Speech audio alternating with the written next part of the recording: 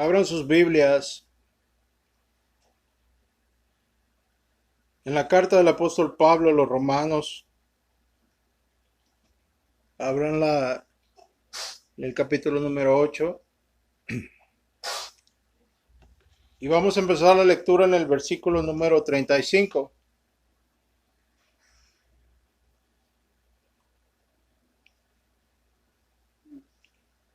Carta de Pablo a los Romanos, capítulo 8, versículo 35.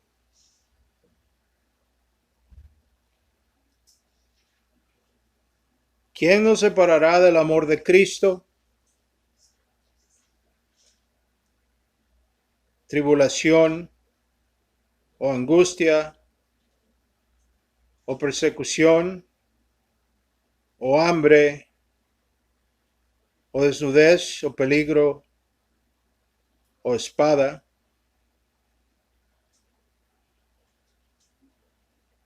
¿Quién nos separará del amor de Cristo? Tal como está escrito, por causa tuya somos puestos a muerte todo el día, somos considerados como ovejas para el matadero. Pero en todas estas cosas somos más que vencedores por medio de aquel que nos amó, porque estoy convencido de que ni la muerte, ni la vida, ni ángeles, ni principados, ni lo presente, ni lo porvenir, ni los poderes, ni lo alto, ni lo profundo, ni ninguna otra cosa creada nos podrá separar del amor de Dios que es en Cristo Jesús, nuestro Señor. Vamos a orar. Padre Santo, en esta mañana venimos hacia ti, Señor. Te suplico que nos des entendimiento del texto, que tu palabra sea expuesta, Señor, y rinda el fruto que tú deseas de ella. Que no regrese en vano a ti, Señor, pero cumpla tu propósito. Y que me des a mí la gracia que necesito para exponerla. Que el nombre de tu Hijo sea glorificado. Que el Dios Trinitario sea glorificado. Padre, te pido todas estas cosas, al igual que te pido por la iglesia que es perseguida por el mundo, en el nombre de tu Hijo amado, nuestro Salvador, el Señor Jesucristo. A Él sea el poder, el dominio y la gloria para siempre. Amén. La verdad, esta mañana cuando estaba preparando este mensaje, el título que le di al mensaje es basado en las primeras líneas de nuestro pasaje. ¿Quién o qué nos separará del amor de Dios en Cristo? Pero a medida que estaba trabajando en el texto, tratando de exponerlo y de expandir en lo que Pablo está diciendo, me di cuenta que un tema surge del texto, un tema surge de las implicaciones del texto, y es que si ponemos atención, mi objetivo en esta mañana es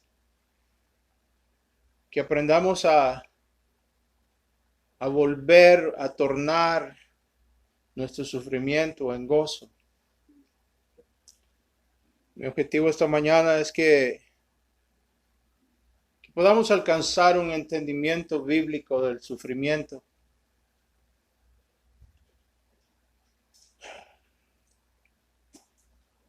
La razón por la cual me vi con la necesidad de hablarles acerca de estas cosas es porque todos sabemos, ustedes saben que he sido diagnosticado con cáncer y es una prueba difícil y he tratado de comparar la reacción que tiene el mundo a esta a estas cosas y la reacción que el cristiano tiene y debe de tener en estas cosas. Y a comparar cómo el mundo trata con estas cosas y cómo el cristiano debe de tratar, cuál es la opinión, cuál es la visión de la Biblia, qué es lo que la Biblia nos tiene que decir acerca de estas cosas. Y les quiero decir, como veremos en el texto, que la Biblia tiene mucho que decir acerca de estas cosas.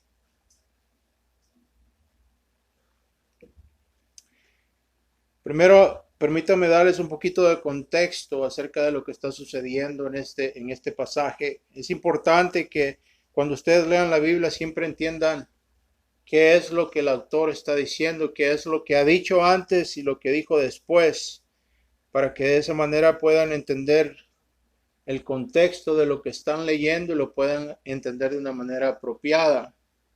Pablo, al principio del capítulo, él explica que los que viven para la carne no complacen a Dios, que los que viven para la carne no están en Dios, aunque crean que están en Dios. Pablo en el previo capítulo ha explicado que el cristiano sí va a tener conflicto con la carne por el mero hecho de ser cristiano. Pero Pablo busca asegurar al cristiano del perdón de nuestros pecados y la seguridad que existe en Cristo para el cristiano, pero a la vez afirma a aquel que es carnal que él sí no puede tener esta seguridad porque vive para la carne. Y el hecho que vive para la carne es un indicativo que realmente no ha conocido a Dios. Así que ese es el contexto. Ahora Pablo empieza a tratar con el creyente y la intención de Pablo es que los lectores de su carta, los recipientes de su carta,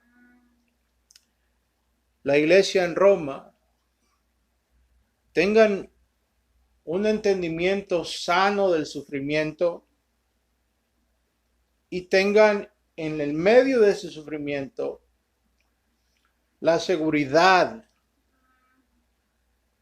de la salvación y la esperanza del amor de Dios en medio de todas estas cosas.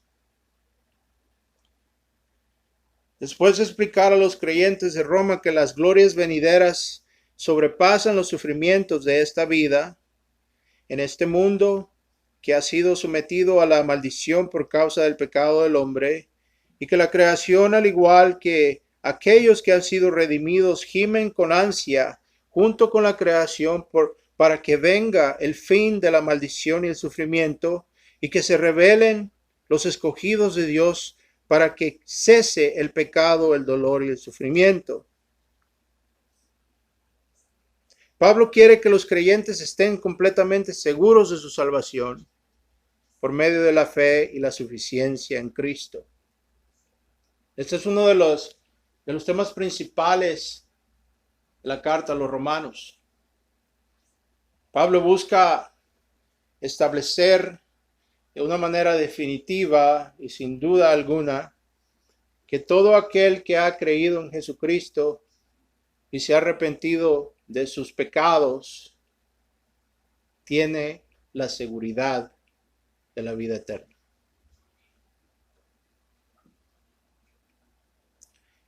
Y esta seguridad no es basada en lo que nosotros podamos hacer, en lo que nosotros podríamos hacer o vamos a hacer, pero está completamente fundamentada en la persona del Señor Jesucristo. Pablo es como una gran flecha que vemos a veces en el camino, en las carreteras. Pablo es como una de esas flechas gigantescas y todo lo que Pablo hace es apuntar hacia el Salvador, hacia Cristo.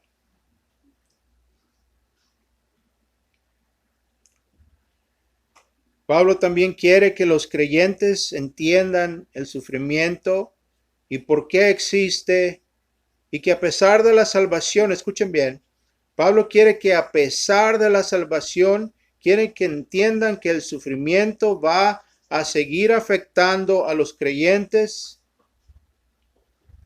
y es por esa misma razón que Pablo hace esta pregunta. ¿Quién, dice Pablo, nos separará del amor de Cristo? Si observamos el texto simplemente por lo que dice y observamos la serie de preguntas que siguen a esta pregunta, si observamos al texto y dejamos que el texto hable y nos diga lo que quiere decir, vamos a llegar a la conclusión que Pablo está de manera sencilla y clara diciendo al creyente que la tribulación, la angustia, la persecución, el hambre, la desnudez, el peligro, la espada que refleja la persecución, todas estas cosas son de esperarse. Esto,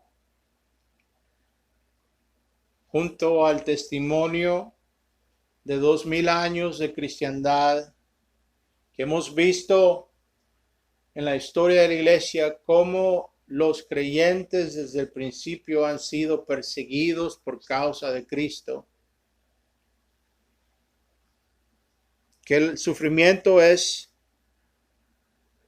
no algo extraño para el hombre, pero es algo que es común, algo que es común para el hombre, algo que es común especialmente para el cristiano.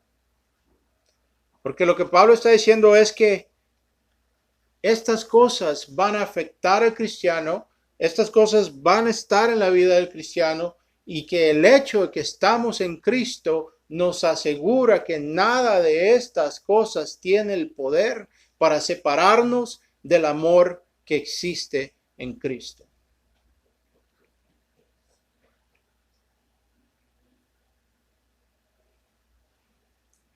Por ejemplo, en el versículo 38, Pablo nos dice: porque estoy convencido de que ni la muerte, ni la vida, ni ángeles y principados, ni presente, ni lo porvenir, ni los poderes, ni lo alto, ni lo profundo, ni ninguna cosa creada nos podrá separar del amor de Dios que está en Cristo Jesús, nuestro Señor. Entonces, el punto básico es simple, que estas cosas son de esperarse. Estas cosas van a venir a nuestras vidas, que no son extrañas para el cristiano. ¿Por qué digo esto? Bueno, pues por esta razón. Uno de los daños más grandes que muchos pastores, muchas denominaciones, muchas iglesias hacen es que ellos venden un concepto de la cristiandad. Ellos venden una idea de una cristiandad libre de sufrimiento. Una cristiandad donde Cristo se vende como el genio de la lámpara maravillosa. Una cristiandad que la única explicación que tiene para el dolor y el sufrimiento es el pecado o la falta de fe. Es decir, hermano, si usted está sufriendo, hermano, es porque usted tiene que estar en pecado. Hermano, si usted está sufriendo, si usted no se sana, hermano, de ese cáncer, es porque usted no tiene la fe suficiente. O tiene al demonio del cáncer metido adentro. Es una cristiandad que no tiene espacio, no tiene cabida, no tiene lugar para el sufrimiento en la teología de la cristiandad que venden. Es una cristiandad light, Es una cristiandad suave y cómoda. Es una cristiandad donde Cristo se vende como la cura para todo mal. Vengan a Cristo, ¿qué necesitan? ¿Qué necesita, hermano? Tiene problemas en su matrimonio, tiene problemas de salud, tiene problemas financieros. Venga a Cristo y Cristo le resolverá sus problemas, tendrá paz, tendrá gozo, tendrá triunfo en su vida, tendrá victoria y, para rematar, la vida eterna.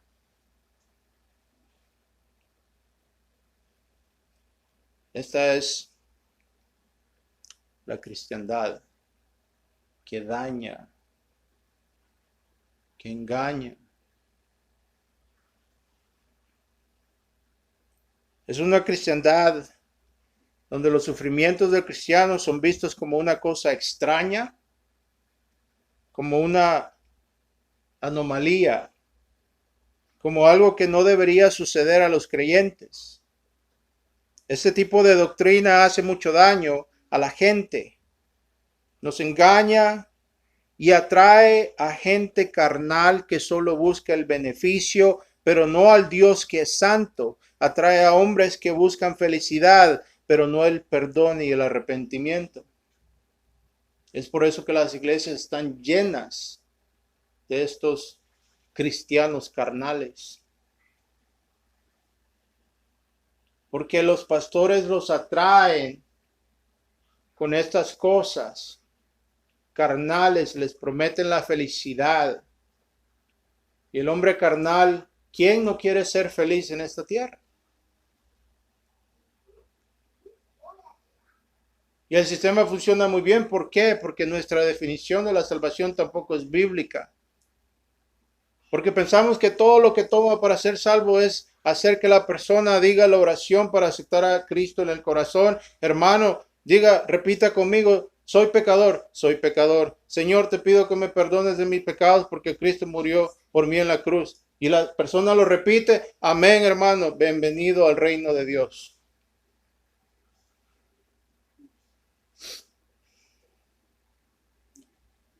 Es cierto que si una persona se humilla delante de Dios y viene a Dios con un corazón realmente quebrantado, no buscando regalos, no buscando la felicidad, pero buscando el perdón de los pecados, y esa persona mira a Dios con fe en lo que Cristo ha hecho, esa persona será salva. Eso es un hecho indiscutible. Pero lo que tenemos que entender que es fundamental es que la evidencia, la certeza de que realmente hemos sido salvos no es que un día pasamos enfrente del altar y le dijimos al pastor que queríamos aceptar a Jesús y dijimos la oración y el pastor nos dijo, hermano, usted dijo la oración, ahora esté salvo. Eso no es bíblico. La evidencia que realmente hemos conocido, la evidencia que la ira de Dios ya no está en contra de nosotros, la evidencia que hemos nacido de nuevo, la evidencia que ahora estamos en paz con Dios, la evidencia que hemos sido perdonados de nuestros pecados, que nuestros pecados han sido clavados en esa cruz con Cristo, han sido borrados y el certificado de defunción que nos acusa ha sido destruido. La evidencia de todas estas cosas es que ahora amamos a Cristo y queremos obedecer su palabra, y la idea de ofenderle de una manera deliberada es una ofensa para nosotros.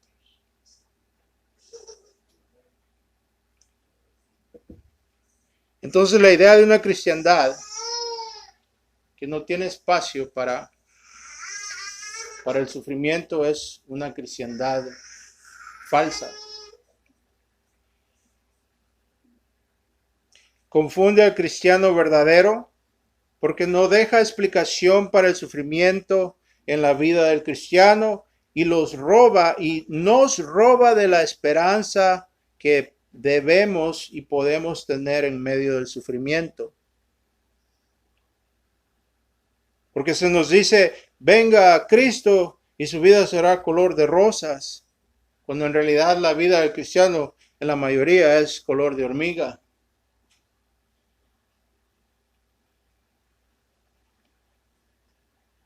Una de las cosas que la Biblia afirma muy claramente es que los sufrimientos son parte esencial de la vida del cristiano y son el medio de Dios para santificarnos, disciplinarnos y asegurarnos que somos de su propiedad. Es en este contexto que Pablo dice, ¿quién nos separará del amor de Cristo? Es en este contexto que Pablo hace esa pregunta. Sí entienden lo que estamos diciendo.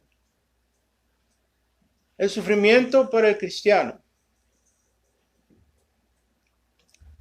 es diseñado por Dios para santificarnos. Es decir, sirve para remover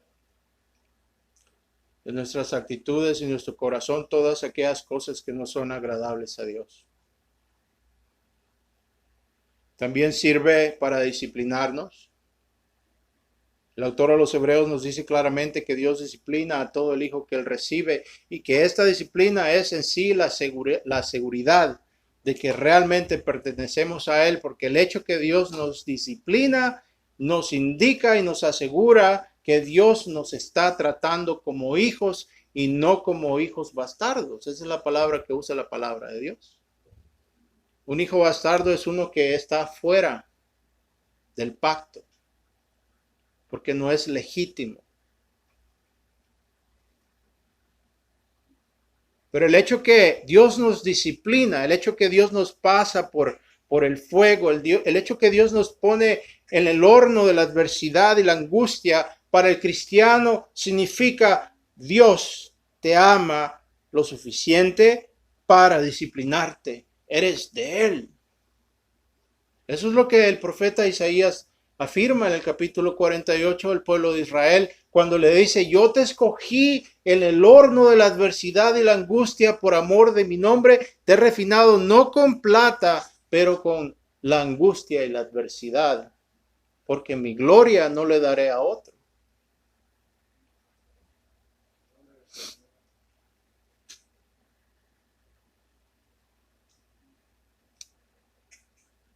Esto es importante y la razón por la cual mi corazón se vio motivado a hablar de estas cosas es porque estas son las cosas que yo he tenido que afrontar en el transcurso de mi enfermedad. Y estas cosas son las cosas que me han asustado, pero a la vez también me han llenado de esperanza y de paz.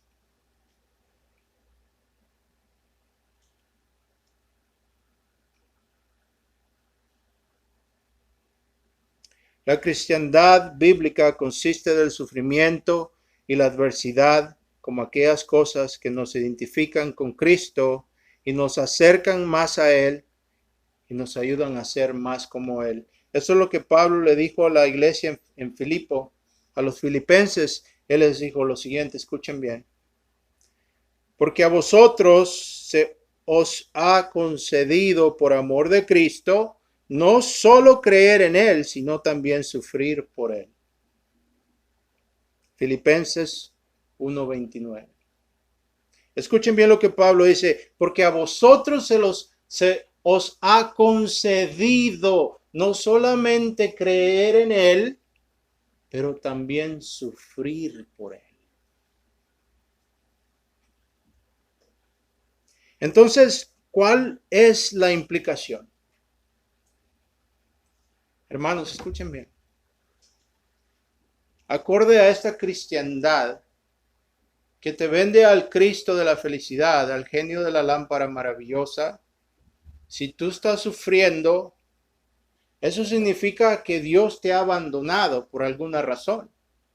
Acorde a esa cristiandad falsa, si tú estás sufriendo es porque Dios te ha abandonado de alguna manera, estás separado de Dios porque el hecho que estés sufriendo es un indicativo que algo está mal y que Dios está lejos de ti y tienes que hacer algo para que Dios se vuelva a acercar a ti y te vuelva a bendecir.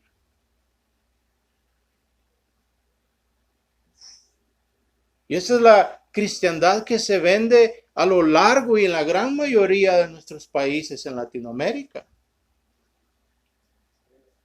La cristiandad de la prosperidad.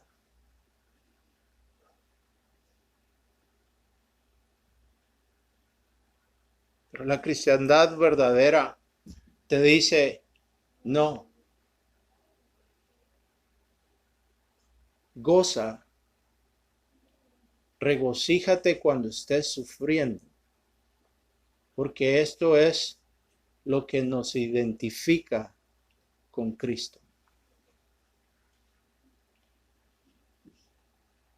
Y sí, muchas veces el sufrimiento va a traer en nuestras vidas arrepentimiento, porque el cristiano sufre por dos razones.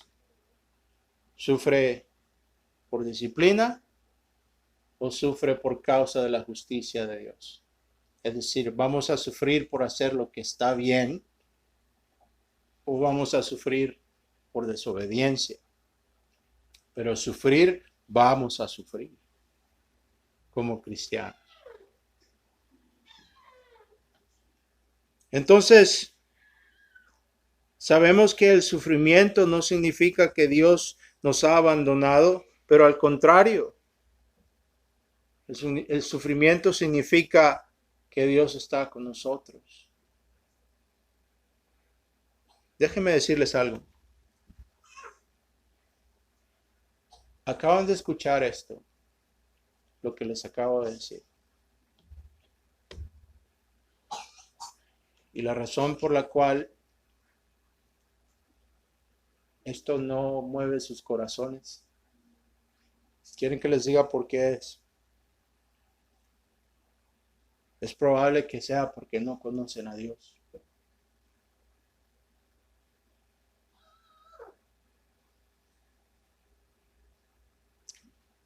Es probable que esta sea la razón por la cual esto a ustedes les pase por arriba de la cabeza. Pero es interesante cómo Dios este día lo apunta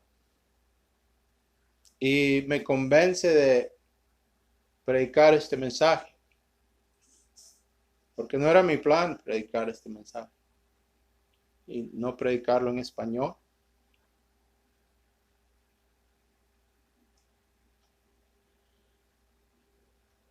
Otro beneficio es que Dios está obrando y está en absoluto control. Dios es el Dios que trae calamidad para enseñarnos humildad y a confiar en Él. Y esto es en oposición, escuchen bien, al Dios que muchos siguen, al Dios en el que muchos creen, incluso en las iglesias. El Dios en el que ellos creen. Escuchen bien, ¿cuántos cristianos van por la vida confiando en un Dios que no es un Dios, sino que es un demidios, es un semidios? Es un Dios que no siempre está en control, es un Dios que quiere pero es frustrado por la voluntad de la criatura, es un Dios que quisiera pero no puede, es un Dios que trata, es un Dios que a veces es tomado por sorpresa cuando las tragedias ocurren, pero este no es el Dios de la Biblia.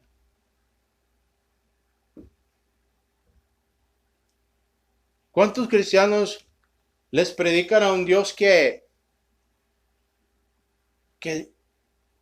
su corazón está quebrantado al ver nuestro sufrimiento y que quisiera haber evitado la muerte del ser querido, pero por las circunstancias, por el pecado, él fue frustrado?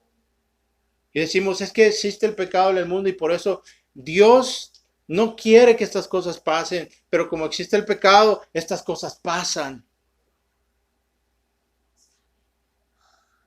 Y es cierto, estas cosas pasan porque este mundo ha sido maldecido y el pecado existe, pero entiendan, ha sido maldecido por el Dios vivo. Y el Dios bíblico, entiendan bien, es el Dios que trae, el Dios de la Biblia, es el Dios que trae calamidad.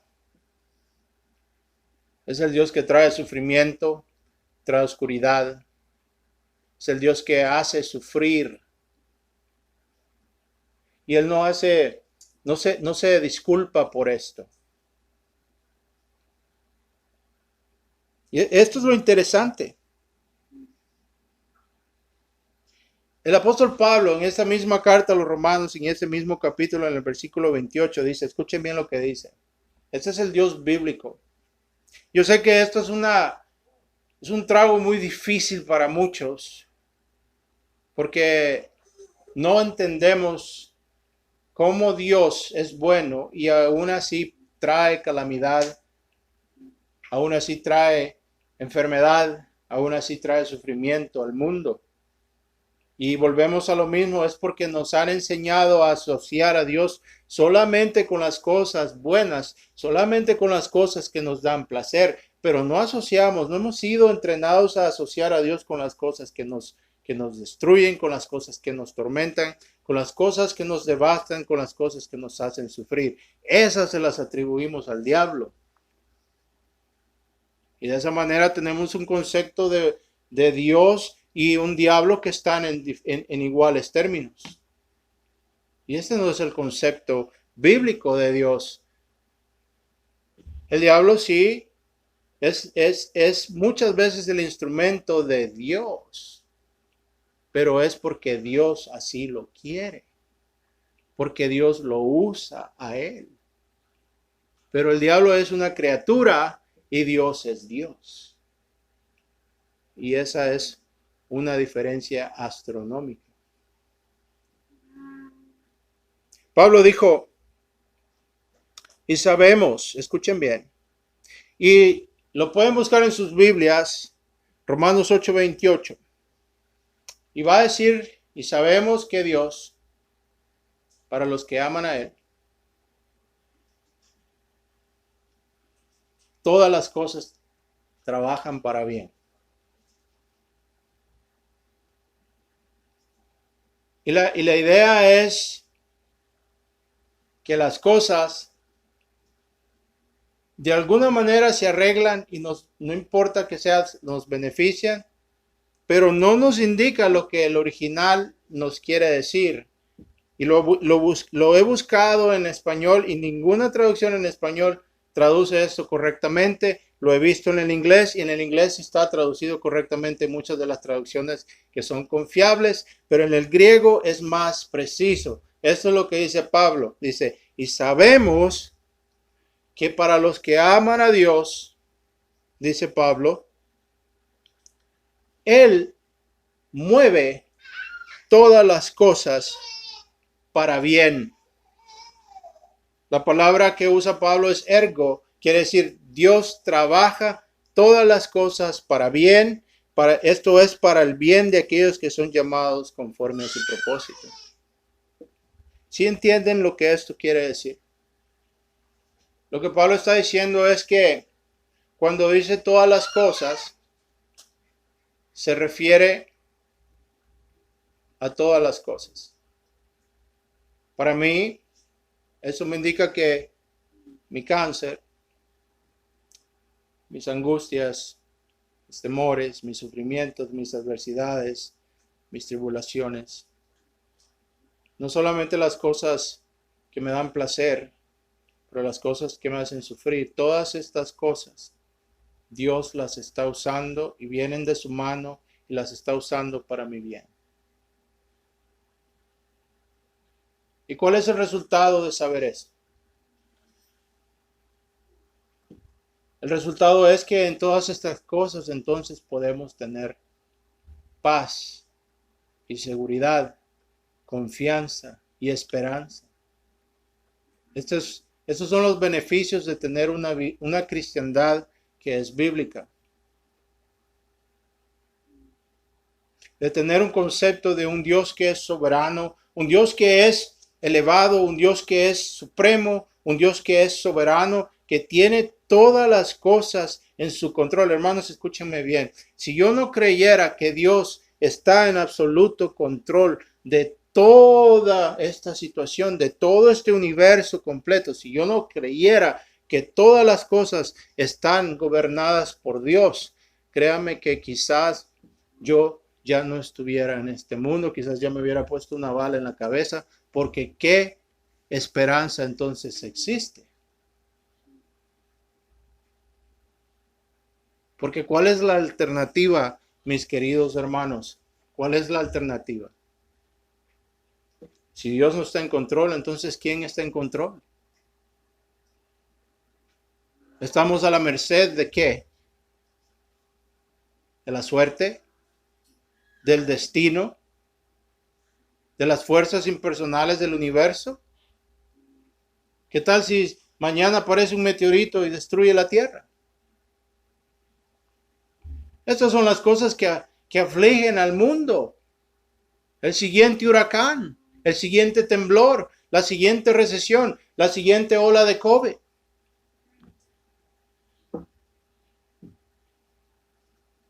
Pero no para mí. ¿Por qué? Es simple.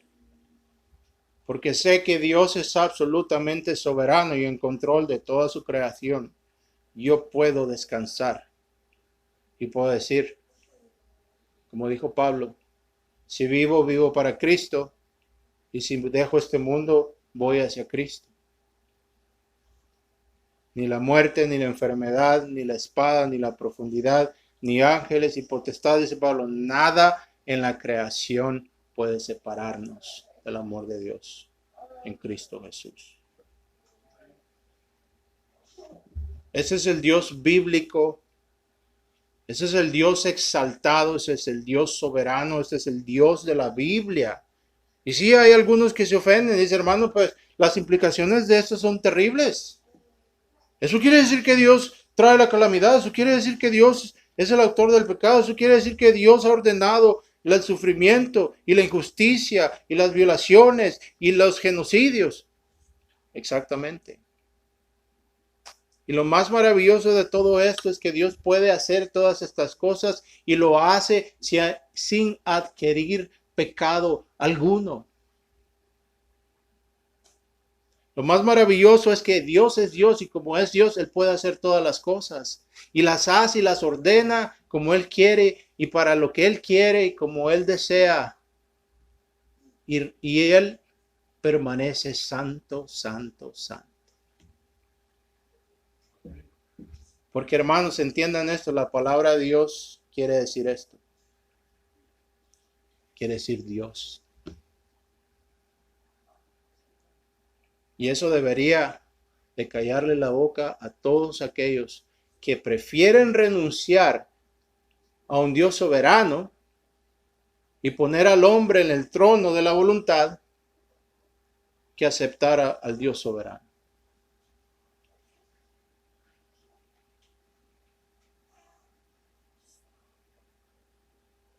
Los dejo con esto. Cuando los hermanos de Josué, al final, después de que su padre Jacob había muerto, ellos volvieron a tener temor que Josué fuera a tomar venganza en contra de ellos, porque si ustedes recuerdan, Josué fue traicionado por sus hermanos y ellos le vendieron a él como esclavo a Egipto. Y ellos vinieron a Josué y le recordaron, José, y le recordaron de los deseos de Jacob. Nuestro padre, cuando estaba vivo, nos dijo que te recordáramos de que fueras misericordioso con nosotros, refiriéndose a lo que ellos habían hecho en contra de José. ¿Y qué es la respuesta de José?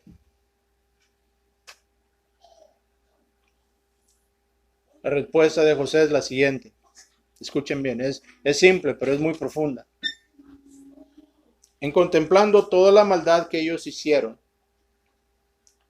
de su voluntad, persiguiendo los deseos y las concupiscencias de su corazón, en contemplar todo el mal que ellos procuraron a José, y lo hicieron usando su libre albedrío y su voluntad, considerando todas estas cosas, José le dice a sus hermanos: ustedes lo hicieron con la intención de hacerme daño.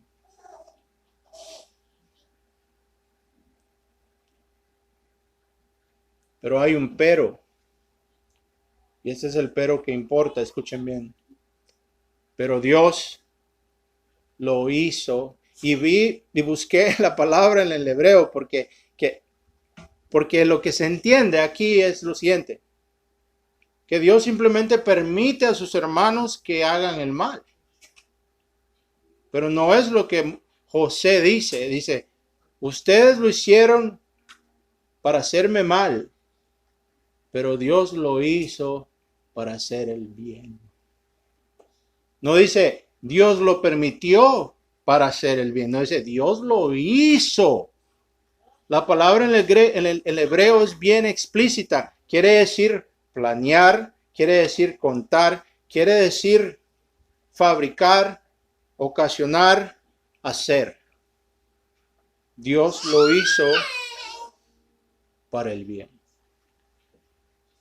Ahí vemos bien claro al Dios soberano de la Biblia,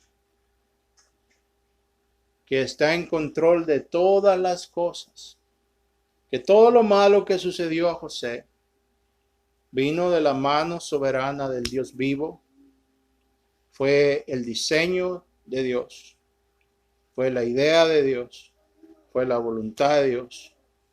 Y al mismo tiempo la criatura estaba haciendo lo que ellos querían, la maldad que ellos querían. Pero en todas estas cosas Dios está en control. Vamos a orar. Padre Santo, gracias por tu palabra. Ayúdanos, Señor. Amén.